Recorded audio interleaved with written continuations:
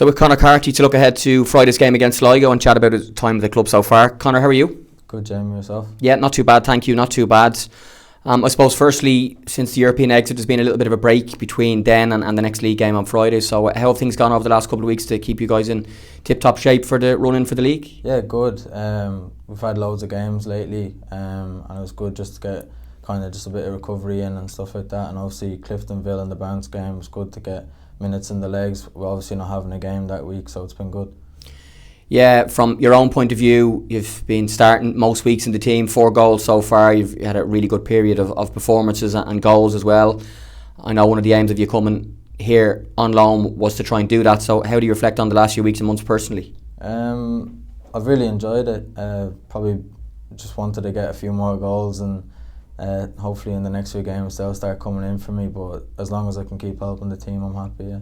Yeah, your work rate is something that the fans have certainly been very impressed with, and for a team that wants to play on the front foot, wants to play attacking football but also wants to press, it's an important role that you've had. So how have you found it on probably your first continued run in the team at senior football? I think it helps with the boys around you, because it's kind of like a big family in a sense that everyone wants to work for each other, so it makes it a lot easier when you know the people are behind you are running with you. So it's been really good, yeah.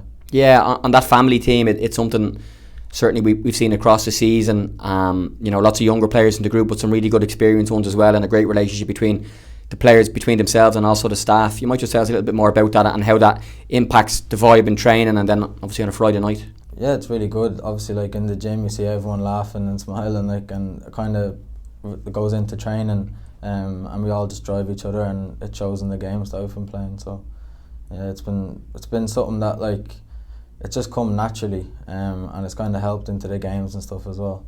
Yeah, and being able to come in with a smile on your face and enjoy contributes to the hard work as well. And I know you guys do work so hard with your double sessions twice a week, your match preparation and the extra gym and bits that you guys do away from the kind of club as well to make sure that the performances ultimately on a Friday are good. But a lot of work does go into that. Yeah, definitely. Even stuff like the analysis and stuff from behind the scenes, but it's just part and parcel of football, isn't it?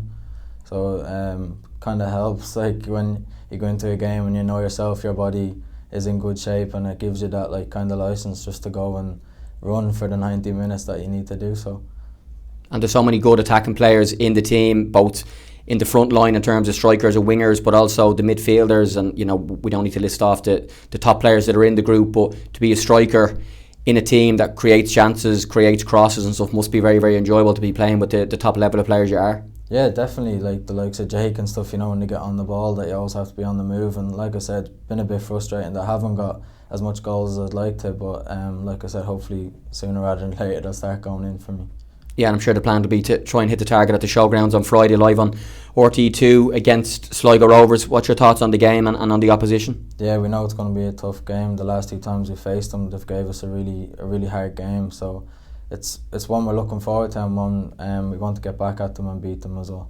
Yeah, I mean the Pats fans will travel in numbers again. We saw in the cup game in Longford a couple of weeks ago, bringing over 500 down to Longford for a cup game on a Sunday. There'll be a few hundred at least in Sligo on Friday as well, and the home crowds have been fantastic. Conor, as a young player, how much have you enjoyed that? And I know your family and friends have been over and at various different games, both those in the UK and those of course who live here in Ireland, which has been great to play in front of them. Yeah, definitely. I've loved every minute of it. Like even the European games, home and away, we could only get 2,500 in, and the place was rocking as if it was full. But yeah, really enjoying playing in front of them all every week, because they travel in numbers everywhere they go. And that definitely gives you guys a buzz on the pitch, particularly you as a young player. Again, it's probably your first time playing in front of kind of proper crowds every week, whether they be home or away. What kind of differences does that make to you as a player? You just feed off it. Gives you that extra gear to keep going, and when you hear them on the side, it gives you that boost. So you're just running for them as well as your teammates. And in terms of the team overall, the form since John Daly's become both interim manager and permanent manager has been really, really good. We're one of the informed teams in the league, joint top scorers in the league as well. And I suppose the challenge is to try and keep that going over the last third of the season and see where it takes us. 100%, yeah. Like I said in previous interview, John and the lads, we all just drive each other's standards, and it's coming into the games now as well. So yeah, it's been really good.